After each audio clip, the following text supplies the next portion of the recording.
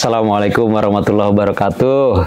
Kali ini saya mau mengambil fenomena pengantarnya adalah yang sekarang ini sedang ramai sekali atau banyak sekali kasus ya seperti di Indonesia ini terkait dengan apa? Judi online, terkait dengan apa? Pinjol. Jadi judol, pinjol gitu, dan seterusnya. Nah, tapi si judol ini kalau kemudian kita lihat kenapa judi online ini menjadi sangat menarik, karena dia memang dibuat dengan model atau pola seperti skema Ponzi. Jadi banyak kemudian orang yang dibikin menang dulu gitu ya. Atau katakanlah dari 10 kali dia pasang kemudian ada satu menang, dan itu dia menjadi viral ataupun juga akhirnya nular informasinya ke banyak orang terus seperti itu efek viralitasnya. Orang kemudian berhitung pakai apa? Kan otaknya pada pintar-pintar. Nah, ngitung, wah saya kalau pinjol untuk judol, keren banget ya. Pinjol, pinjam online kan gampang banget tuh. Cuman aplikasi buka, itu kan keren-keren ya. Namanya itu ada teman, sahabat, penolong, jalan keluar. Kayak gitu-gitulah. Baik banget, iklannya juga indah sekali. Nah, jadi ngitung, aduh kalau saya baru menang ke yang 11, ke yang 12 pun balik modal dengan untung-untungnya. Nah, akhirnya apa yang dilakukan? Ya, dilakukanlah diantaranya dengan pinjol. Atau dia jual motornya, jual mobilnya, segala macam lah yang dilakukan. Dan kemudian kejadiannya apa? Kejadiannya kita sama-sama tahu, sudah ratusan triliun korban di Indonesia ini. Dan itu dampaknya teman-teman. Nauzubillah dzalik. Itu akhirnya terjadi stagnasi para UMKM. Kenapa? Karena boro-boro untuk membeli produk orang lain, temennya untuk hidup normal, dia langsung hidupnya tidak normal. Kenapa? Karena dikejar-kejar hutang segala macam. Jadi trio combo ini gitu ya, judi online, kemudian pinjolnya, lalu dikemas dengan dengan skema Ponzi, sudahlah itu menjadi sesuatu yang menjadi sebuah model yang sangat ideal. Dahsyat dampaknya, buruknya, hancurnya, efek daya rusaknya sangat luar biasa istimewa. Nah, saya ingin ngajak nih kita, teman ya, di urusan-urusan bagaimana kalau kemudian kita ini mau bekerja sama dengan siapapun. Mau kita yang mau jadi invest, mau kita yang kemudian mau jadi pengusaha, tapi terutama kalau kemudian kita mau berinvestasi di sebuah bisnis, itu hati-hati banget. Kenapa? Terutama sekali ketika itu sudah menjadi iming-iming yang too good to be true. Itu hati-hati betul. Nah, ketika kita mau melakukan apapun dalam bisnis, kerjasama, apapun bentuknya, itu ingat, satu, niatnya jangan salah. Satu, niat jangan salah. Lurus, niatnya kebaikan, segala macam. Kemudian yang kedua, lakukan, kerjakan dengan benar sejak awal. Jadi dengan benar sejak awal itu apa? Ya ada due diligence. Ingat, kalau kita mau berpartner dengan seseorang, ada 3 setidaknya panduan yang kemudian itu bisa menjadi cara kita untuk mengenali dia. Satu apa? Apakah kita pernah bermuamalah bareng sama dia? Itu penting banget gitu. Yang kedua apa?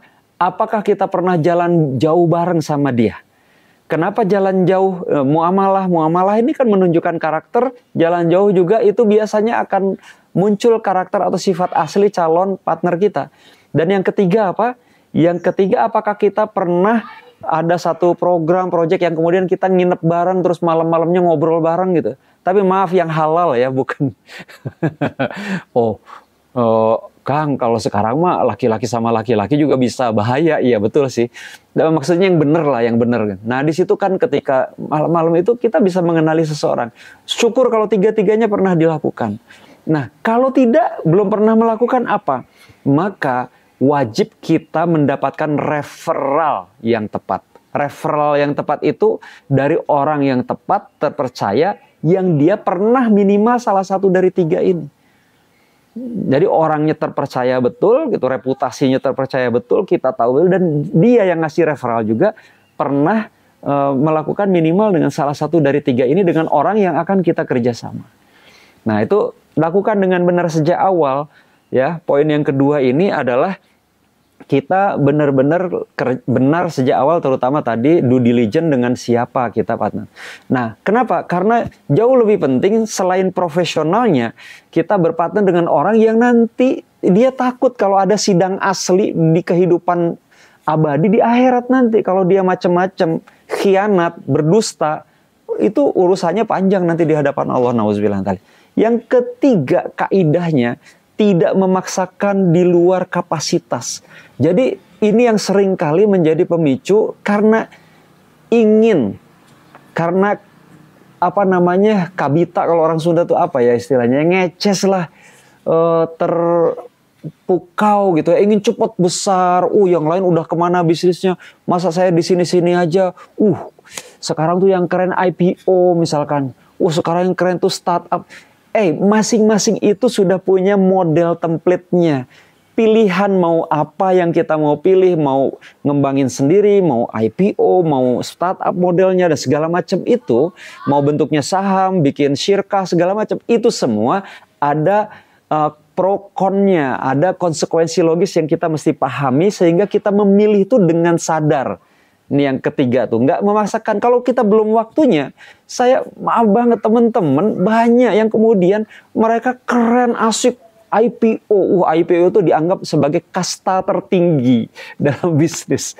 Nah, begitu mereka IPO, nggak pakai lama, nggak pakai tahunan, nggak pakai, sahamnya langsung gocap tuh cepet banget. Ada yang cuma hitungan minggu langsung gocap. Tuh sedih banget. Nah, yang keempat, bersabar dalam proses bertumbuhnya. Sunnatut tadarrujnya itu mesti ditempuh dengan pantas. Allah saja yang innama amruhu idza arada syai'an ayyaqula lahu kun fayakun aja. Allah itu menciptakan langit dan bumi dan seluruh isinya ini dalam 6 masa, 6 tahap. Nah, masa kita kemudian langsung kemudian saat itu juga langsung ingin jadi perusahaan atau pengusaha gede gitu ya. Hati-hati, bersabar dalam proses bertumbuhnya. Bersabar tuh bukan berarti lambat ya. Kan nggak apa-apa kan, cepat dan berhasil kan nggak apa-apa juga. Aduh, masalah. Itu yang keempat. Yang kelima, over kagum ojo gumunan gitu ya. Nah, jangan over dalam mengagumi seseorang, karena namanya manusia itu pasti ada lebih dan kurangnya. Yang keenam, jangan over dalam terbuai lah, dalam angan-angan gitu, harapan apa segala macam, karena itu akan menipu. Gampang banget kalau kita kemudian sudah sering berangan-angan, terbuai dan segala macam, itu dibelokinnya itu gampang banget. Yang ketujuh, libatkan advice, nasihat dari orang-orang yang kita percaya, praktisi, kan gratis kan. Tanyalah teman siapa, saudara apa gitu ya, paman apa, orang tua, kalau saya mau ini gimana kira-kira. Ini minta nasihat, terutama dari orang-orang terdekat kita, orang-orang yang mencintai kita, pasangan kita, orang tua kita, itu silakan, atau sahabat kita, karena mereka tidak ingin mendapati sahabatnya, suaminya, istrinya, anaknya itu celaka. Mereka akan memberikan nasihat, dasarnya adalah karena cinta dan kasih sayang. Nah, terutama juga libatkan advice ini siapa? Dari orang yang kemudian ahli zikr, ahli zikrullah. Jadi dia adalah seorang yang salih, tetapi dia berilmu pengetahuan. Itu petunjuk Allah dalam Al-Quran. Yang kedelapan, jangan malu cari info, bertanya. Kita mau sama siapa? Cari tahu tentang dia, tanya siapa, mau bisnis ini, cari tahu tentang bisnis ini seperti apa. Nah, ingat ketika itu angka-angka, meskipun matematiknya bagus banget angka-angkanya, too good to be true. Semuanya itu hati-hati, too good to be true.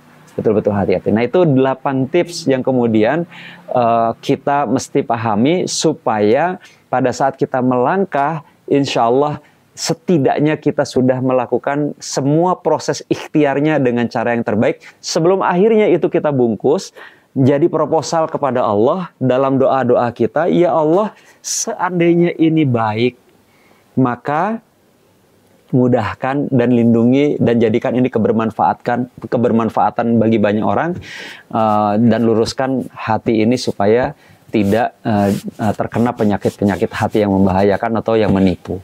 Tapi seandainya ini buruk, ya Allah jauhkan. Meskipun angka-angkanya sangat menarik, jauhkan ya Allah. Tapi ditambahin doanya ya, dan gantikan dengan yang jauh lebih baik. Yang Kau ridho, yang itu menghasilkan hal yang sangat baik sekali, banyak sekali untuk kebaikan dunia akhirat hamba. Nah, gitu insya Allah. Oke, terima kasih. Wassalamualaikum warahmatullahi wabarakatuh.